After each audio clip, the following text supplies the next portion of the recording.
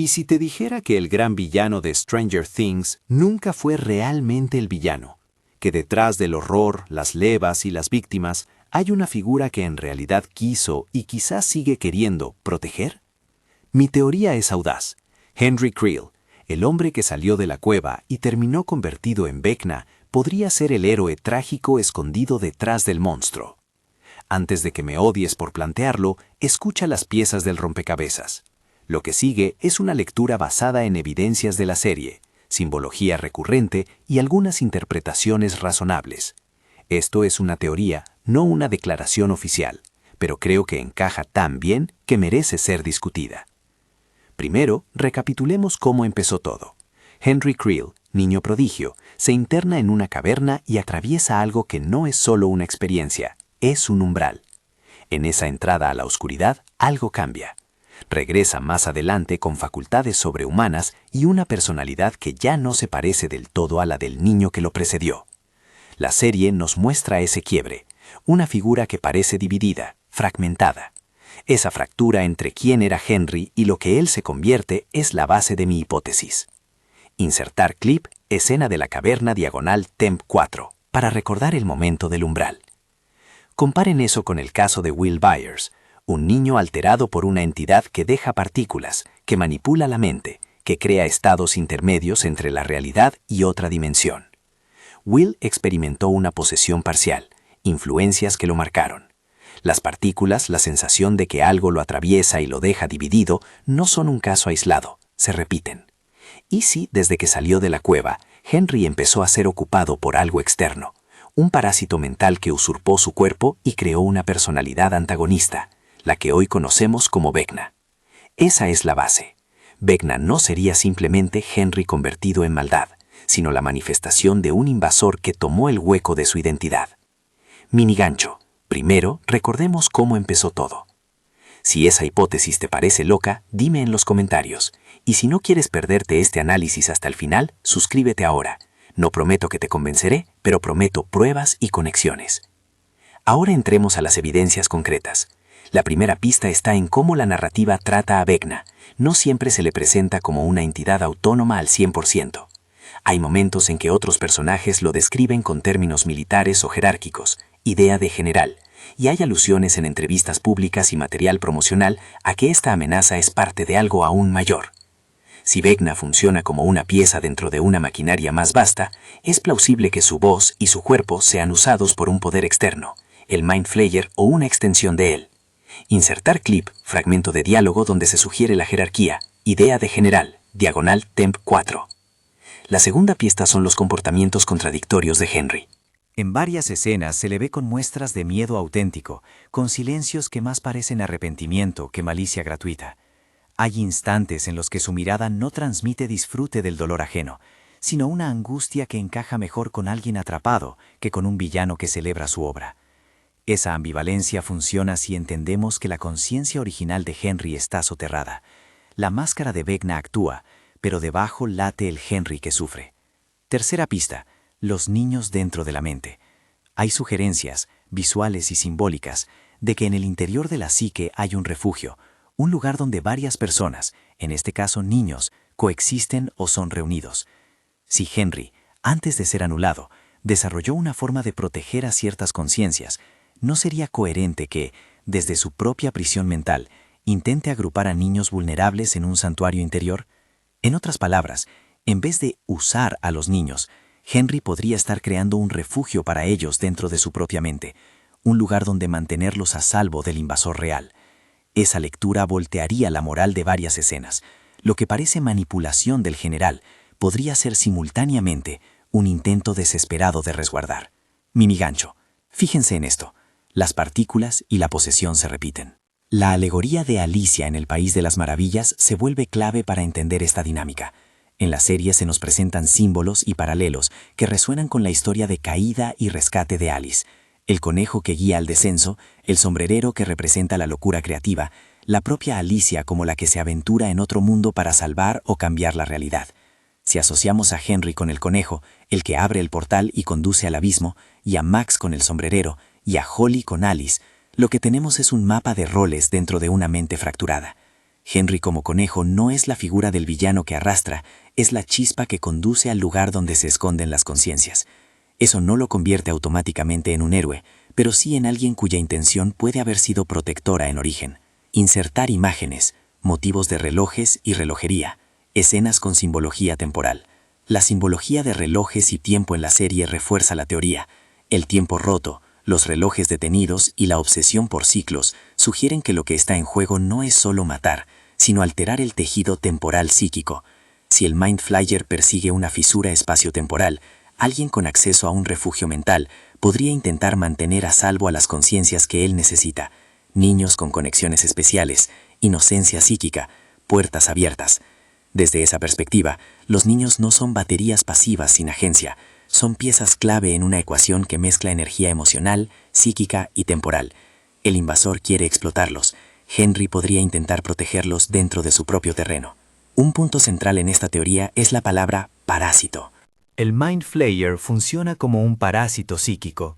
No habita en la oscuridad sin conexión, sino que se instala en huéspedes, manipula conductas y genera avatares que ejecutan su plan.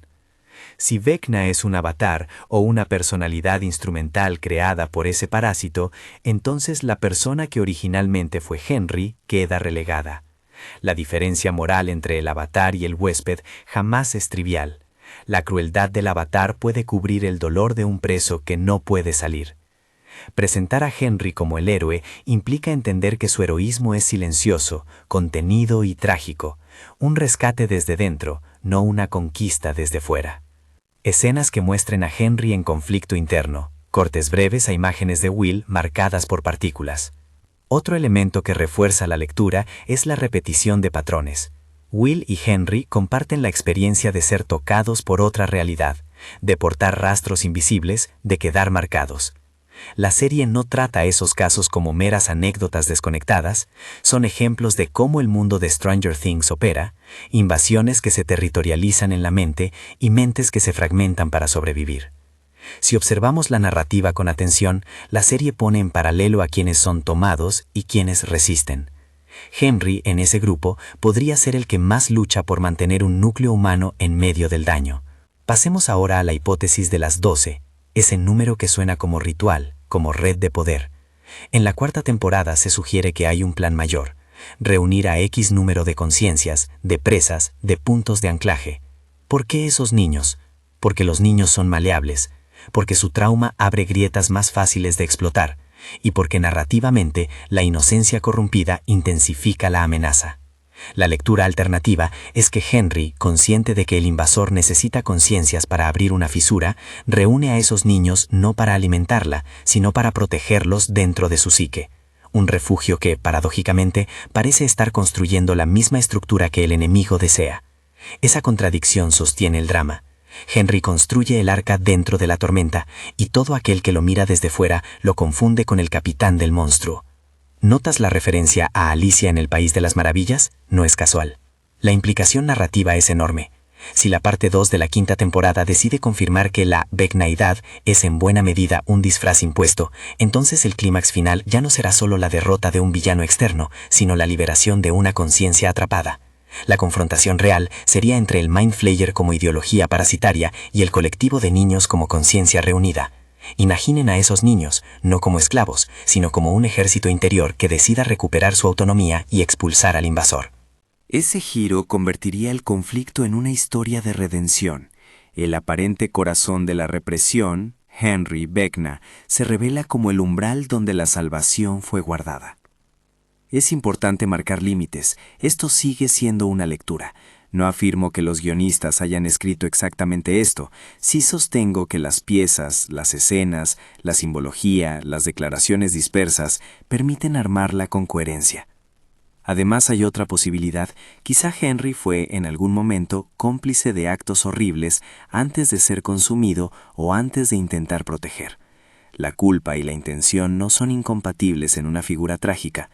El héroe trágico puede haber errado y aún así haber buscado redimirse o proteger a otros desde un lugar roto. Hagamos un balance de las pruebas que sostienen la teoría. Una escena de quiebre en la caverna que marca un antes y un después, patrones similares entre víctimas del invasor, Will y Henry, la jerarquía sugerida en la que Vecna funciona como pieza de un engranaje mayor. Símbolos recurrentes de relojes y tiempo que apuntan a una amenaza de fisura espacio-temporal, y la alegoría de Alicia que ofrece un mapa psíquico para entender los roles. Sumadas, esas evidencias forman una cadena argumental consistente, no una certeza absoluta, pero sí una hipótesis que explica más de lo que niega. Insertar clip. Montaje comparativo entre Will y Henry. Partículas, miradas, escenas de trauma. Mirando hacia adelante, ¿qué podemos esperar en la parte 2? Si los creadores aceptan esta lectura, veremos escenas que muestren la lucha interna de Henry de forma más explícita. Fragmentos de memoria que revelen su intento de crear refugios, momentos donde los niños dentro de la mente colaboran, y una confrontación final donde la comunidad de Hawkins se une a esa liberación interior. También es posible que la serie haga lo contrario, confirme a Vecna como un antagonista total y cierre la historia sin redención. Ambas opciones son narrativamente válidas, pero la primera abre un final emocionalmente más profundo y coherente con los temas de infancia, trauma y solidaridad que han recorrido la serie. Quiero insistir en algo. Presentar a Henry como héroe no borra los horrores que ocurrieron, ni exime responsabilidades ficticias. Lo que propone la teoría es un cambio de lente moral, una inversión que convierte la figura de monstruo en la máscara de un prisionero. Eso humaniza la amenaza y a la vez eleva la apuesta dramática. La batalla no es solo física, sino también ética y psíquica. Y sí, sé que algunos dirán que esto es demasiado condescendiente con un personaje que cometió actos terribles. Lo entiendo. La intención no es justificar, sino explicar una posible motivación profunda. En la mejor tradición de las grandes tragedias, el héroe y el villano pueden habitar la misma persona. Stranger Things ha jugado siempre con esa ambigüedad, amistad y miedo, inocencia y poder, rescate y pérdida. Antes del cierre, una reflexión final sobre la carga emocional de este giro. Si Henry es un héroe escondido, su tragedia es la más dolorosa: sacrificar su identidad para proteger a otros, ser convertido en el rostro del miedo para que alguien más tenga una chance. Es el tipo de redención que no pide reconocimiento, solo busca reparación para los que aún pueden recuperarse. Por eso, como fan y como espectador, la idea me conmueve. Nos invita a mirar a los antagonistas con ojos más complejos, a cuestionar narrativas simplificadas y a valorar la posibilidad de salvación incluso en lugares rotos. Para terminar, dejo dos cosas claras. Esta es mi teoría, argumentada y honesta, y la respuesta definitiva solo la dará la parte 2. Mientras tanto, lo que podemos hacer es fijarnos en los detalles, discutir con respeto y disfrutar el placer de leer una historia que ofrece capas. Si te gustó esta perspectiva, suscríbete, deja tu propia teoría en los comentarios y comparte este video con alguien que ame desentrañar misterios. También puedes ver el video de origen en el canal para revisar las escenas que cité y comparar impresiones. Cierro con un pensamiento más humano. Detrás de cada monstruo en ficción suele haber una herida. A veces la obra nos muestra la curación, otras solo la profundidad de la cicatriz. Henry Creel, si mi teoría sostiene, es la herida que decidió convertirse en refugio. Eso, más que convertirlo en culpable o en justiciero, lo vuelve humano. Felices fiestas a todos los que acompañan este canal. Gracias por leer estas líneas hasta aquí. Volvamos a mirar Hawkins con ojos curiosos y corazón atento. Suscríbete si quieres más teorías como esta. Deja tu opinión abajo y nos vemos en el próximo análisis.